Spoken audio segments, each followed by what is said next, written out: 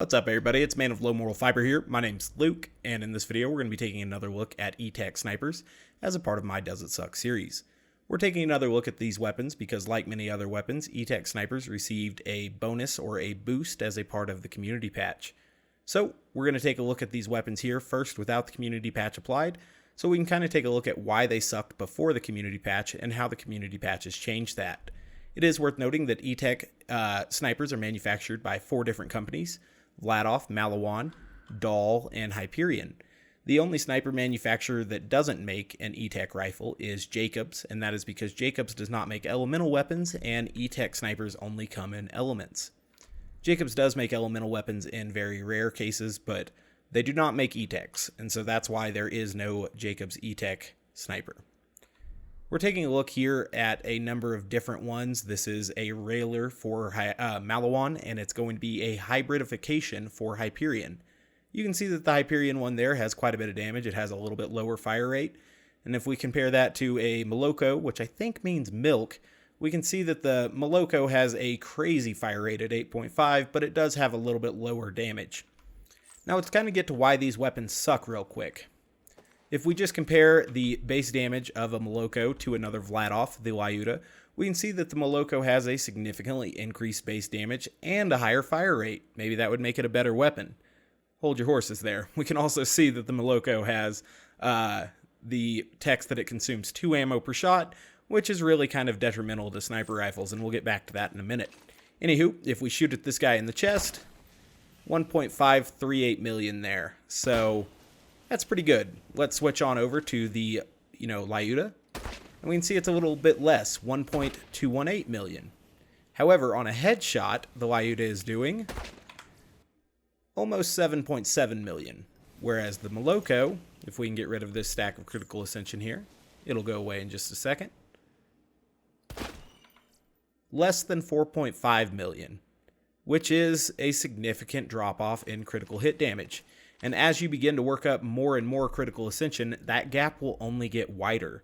And that is because the E-Tech sniper rifles, no matter the brand, be it Malawan, Vladof, whatever, all have a ridiculous critical hit damage penalty. So the Malawan there does do almost 5 million. And then again, the non-E-Tech Vladof, 7.7 million. So it is kind of strange that even a weapon with so much higher damage on the card is only dealing a little over 5 million there on a critical hit compared to this one, which is dealing 7.7. So kind of weird. It's interesting to me that I can't get that critical ascension stack to go away, for one. It's interesting to me that they would ever put in the E-Tech snipers in the game the way that they were. It just seems like you would never make a sniper rifle with that much damage penalty. Now, there were some neat things about the E-Tech snipers. They have bouncy bullets, which is kind of neat. Yeah, they all have bouncy bullets, I think, which is cool. And then beyond that, they also have some weird penetration properties, not penalties, that we'll take a look at in a little bit. So, pretty cool. Obviously, if the fire rate, is this high and this weapon was actually dealing good damage, that might be a really cool weapon. But you can see with it using 2 ammo per shot and having a fire rate like that, and us only having 132 sniper ammo, we're going to run through that sniper ammo really, really quickly. And that's another thing that made E-Tech snipers really, really disappointing. Let's apply the community patch and see if E-Tech snipers are actually cool now. The patch notes for E-Tech snipers don't really give any direct numbers on what was changed, but it just says fixed E-Tech snipers. And if we take a look at the numbers on the card, I don't think they're going to be different, except you'll see that the card no longer says consumes 2 ammo per shot. So now, only 1 ammo per shot. So one of the biggest things about the weapon immediately changed there. Now let's go test and see if it still has that critical hit penalty, because that was the other thing that was really holding these weapons back. I actually think the stats may have changed slightly on the Hyperion hybridification, because Hyperion weapons got a boost of some type as a part of the community patch. Hyperion snipers, at least. If I can find the hybridification, there we go. I'll have to compare those stats to before and after the patch. Luckily, I showed it before the patch, so if you really wanted, you could pause the video and see.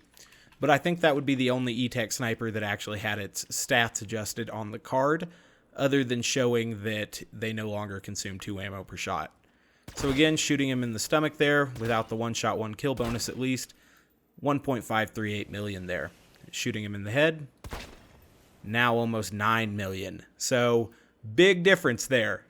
Big difference. Now it's actually outpacing the Lyuta when you don't have the Lyuta sweet spot going, which is kind of crazy. Let's test the recoil on this thing real quick. Guess I should do a full mag here.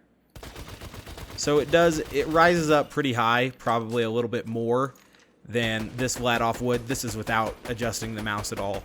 So you can see that, yes, the E-Techs do kick a little bit more. They have a little bit more recoil, so you will have to control for that.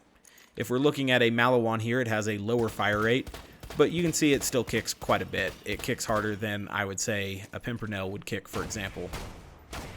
So the respective E-Tech weapons definitely kick harder than their non-E-Tech counterparts, but that's kind of to be expected. We're going to go to the Washburn Refinery. I'm not really sure which E-Tech sniper I want to use yet. I guess I'll just use the Vladoff one. It's got that crazy high fire rate. Might mess around with the Malawan one as well. Who knows? So, where is the Malawan one? There it is. We'll put the Malawan one here. We'll get a Vladoff one over there. We'll throw on a Corrosive Relic. And then we'll head on over. I guess I can fill this slot with the Hyperion one, perhaps. I've heard you guys in the comments say that the Hyperion one's pretty badass. So, we'll take a look at it real quick. Ooh, it is badass because it doesn't kick. That makes sense. Yeah, that would make sense, yeah. Because it's a Hyperion and it has the reverse recoil mechanic, it's not going to kick at all, which is very interesting. May need to farm for one of those. Because this is the Malawan one, it kicks pretty hard. The Vladoff one has a ridiculous recoil. And let's check out the Doll one real quick. If I can find it. There we go. Pacifying Railer. Switching over to the Doll one. The Doll one's kind of cool. The burst is 4 shots, it looks like. And they all go in kind of the same place. Or at least close to it. Yeah, especially if you pull the mouse down just a little bit as it's shooting. That's pretty badass. Well, I don't really know which one to use here. Let's throw on... I'll start with the... Vladoff here, and then we'll move to one of the higher damage ones here. I don't really like that the Doll one has as low a damage as the Vladoff there, so it looks like they're basically 2 high fire rate ones between the Moloko and the Railer, being of Vladoff and, you know, Doll manufacturing there.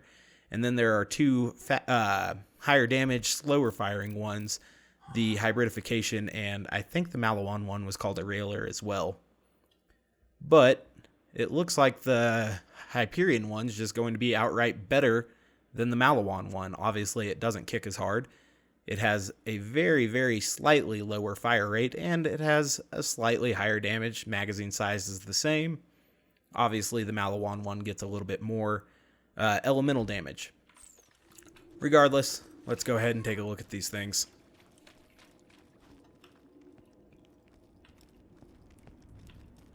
Alright.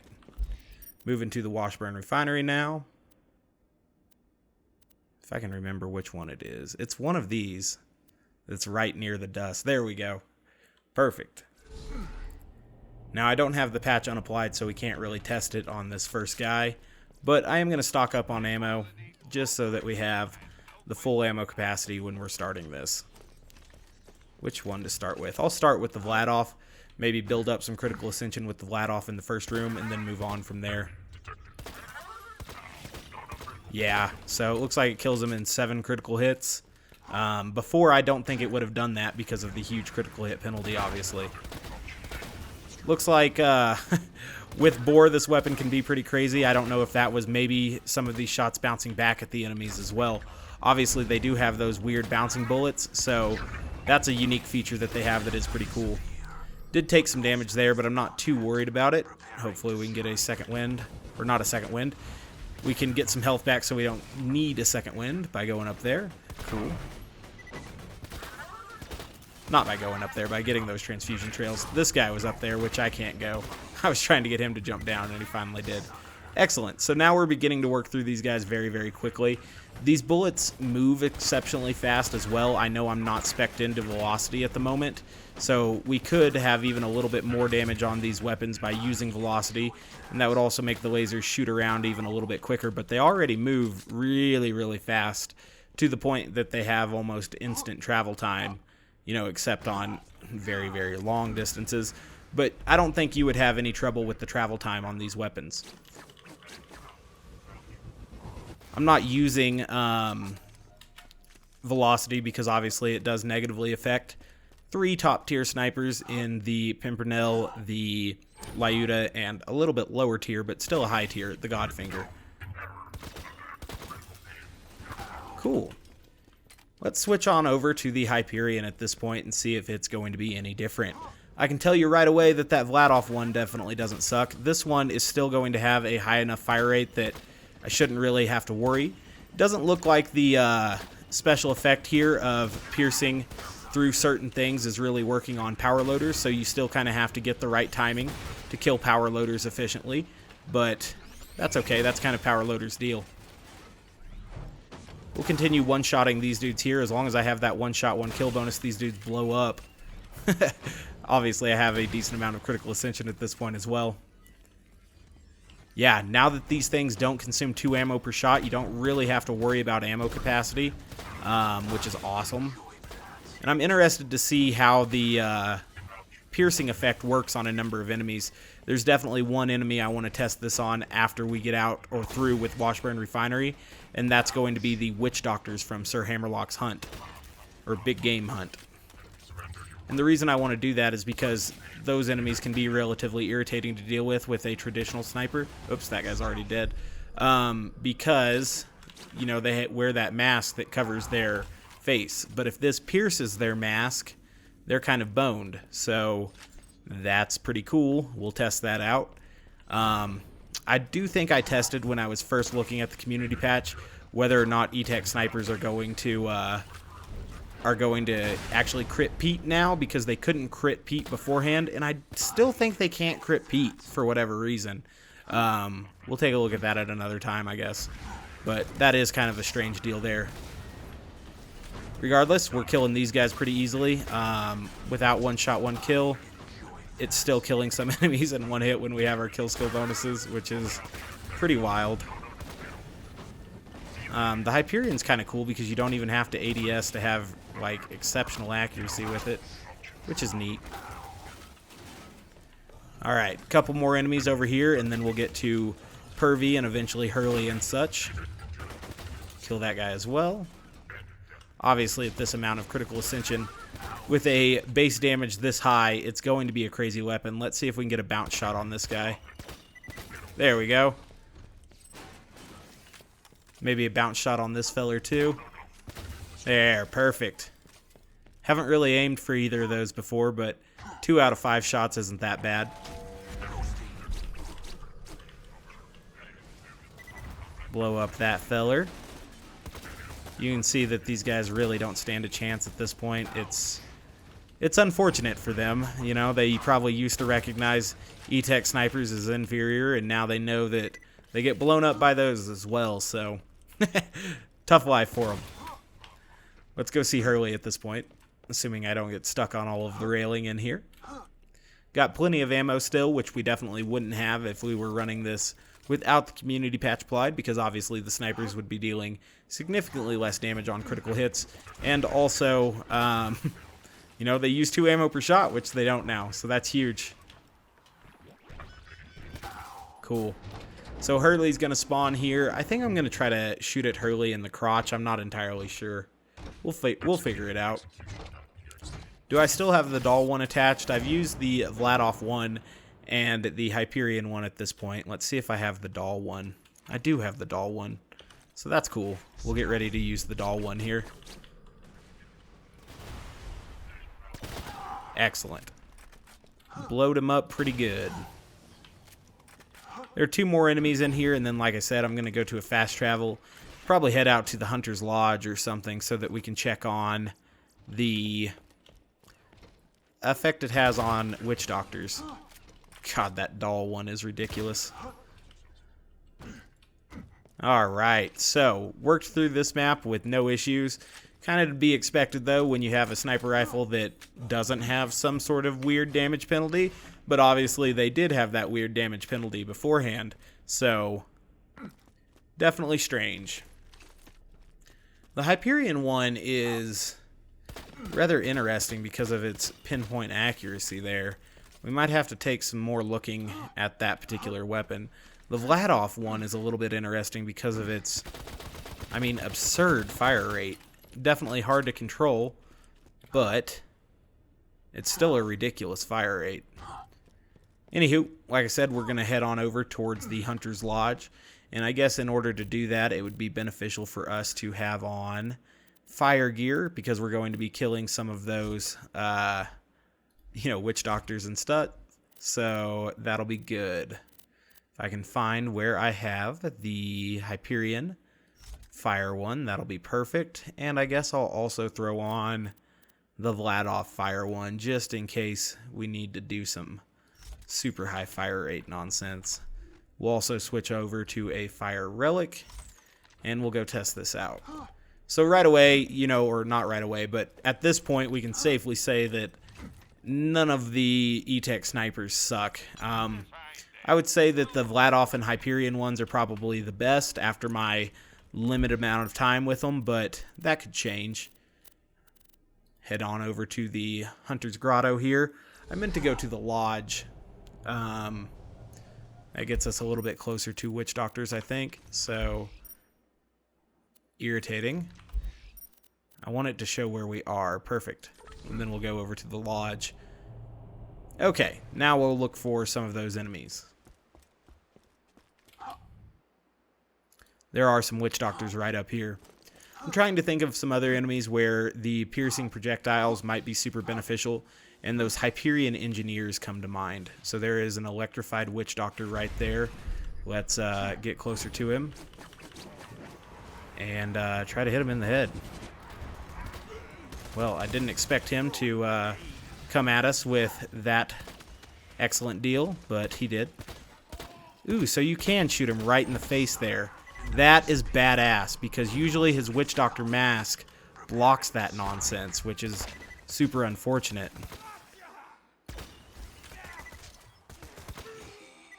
Cool. So now I know that it absolutely wrecks Witch Doctors as well. I'm definitely going to need one of these. I don't know where exactly to get one, but I'm sure that can be solved at some point. Obviously still need a Pimpernel for certain things like that, but having a, nice hybridification or Moloko is something that I'm definitely going to have to farm for on my legit character. I think there are some quests that reward E-Tech weapons, so I could probably farm quest rewards for, the E-Tech snipers that I want. Probably be a difficult thing to do, though. I know there's supposed to be some Witch Doctors and stuff that spawn over here, so we're getting ready to kill this guy as well. This time I'll use the Vladoff one. Oh god, wrecked him. Okay, so E-Tech snipers, badass. These are hard enemies and it wrecks them.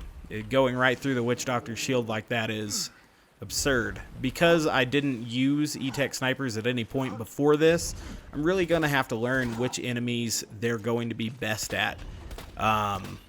Or which enemies they provide a benefit for. Because obviously they're going to be good at almost all enemies except Pete, who they don't critical hit. But on enemies where they can critical hit, they should be pretty badass. Okay, apparently I can't crit this one. So there may be some weird behavior with the E-Techs where there are certain things that they can't crit for whatever reason, but oh well. We'll work on that as we, get more experience with the E-Tech snipers. I'm interested to see how they do against certain wildlife as well. So that'll be some, further testing required on those. But to answer the question, does it suck with the community patch regarding E-Tech snipers? The answer is a resounding no. These things are quite powerful. Some people in the comments have said borderline OP. We'll have to do some more testing to, figure out that. But I'm really happy that these no longer are S-tier weapons, because just more snipers to play with. It adds even more stuff to do in Borderlands 2 for me, and so I think that's pretty cool. As always, guys, thank you very much for watching. I do appreciate it. If you haven't yet taken the time to subscribe, please do so. I'd appreciate that as well. Otherwise, I hope to catch you next time. Bye, guys.